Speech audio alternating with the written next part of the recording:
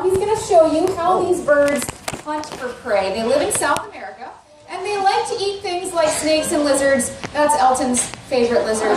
But yeah, you can see what he likes to do with things like that. They're kind of known for smashing prey before eating it. So we'll see if he wants to show you one more time. What do you think, Elton? It's your big moment. This is your one chance to smash that lizard. He says, I don't know. I think it's already dead. Oh, very good. Good job, Elton. All right. So when we bring Elton out here on stage to do this, what's pretty neat about this behavior is that we didn't really have to teach him how. I just gave him a little snack, and you may notice that he's also doing a behavior on my glove that's called mantling. So he's hovering over the food that I just gave him, and this is because he's trying to hide his food from any potential predators that might see it and then want to take it away. But what he doesn't realize is that I don't want to eat his snack. I'm not really very appetized by what's in that glove there. And I don't think anybody in the front row does either. No, I don't think so. So he's really serious about his food. Sometimes Scout has something to say if you're thinking about taking his mouse. Now, what do you want to say about it? Don't even think about it, cowboy. I'm going to let him head off stage there, and as he heads off. Different version of this demo. This is CJ, like I promised. He's a red-shouldered hawk.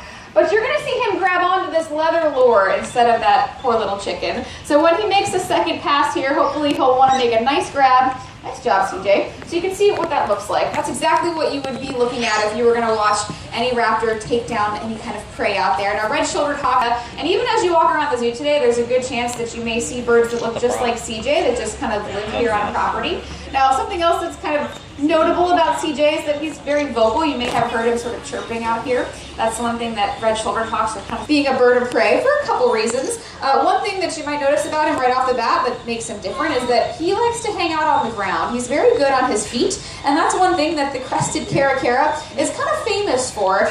They're really good at running around on the ground and catching prey that happens to be living on the ground. And so when you take a look at his talons as he comes up to this platform here, you'll see that he does have some pretty big feet, and he does have that raptoral motion, just like any bird of prey does. And the reason why the crested caracara tends to hang out on the ground, it's actually because they're not very skilled flyers. Now, they can fly, but they don't do as well of a job as some of the other birds out there, and so they tend to be able to find prey a little bit easier just by kind of rooting around and digging around in the dirt. And so that's what you'll often see them doing. Now, we're going to send Eli off stage here. You may have also noticed when he was sitting up on his platform that he does have a droopy wing. He is an injured bird, so I'm going to break up the handle of this, the owl.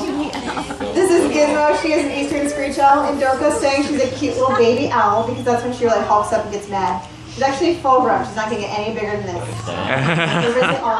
Aww. She's adorable. And we love screech owls here in Florida because of what they like to eat. So here's this little pint-sized predator. What do you think she likes to take down in the wild? Yell it out. Go ahead. Worms. Bears. Good trap of bugs. They like to take down stuff that comes out late at night in David's kitchen. Roaches. Yes, exactly. She's tiny. She's really, really cute. She eats things I don't like. So I want her as a pet. She can live in the kitchen at night and sit on top of the fridge, right? Yeah. Well, sadly, it's actually illegal to own any bird of prey in your personal residence. You can't do that. This is not Harry Potter land. One thing that makes Ivan different is, number one, his size. He is definitely a larger owl than some of our native owls that we have here. He also has a different color eye. So when you look at those big orange eyes, they're pretty easy to spot. But if you were looking at a native owl species, particularly the great horned owl, those owls have yellow eyes, so that's a good way to tell the difference. And so, if you happen to be, in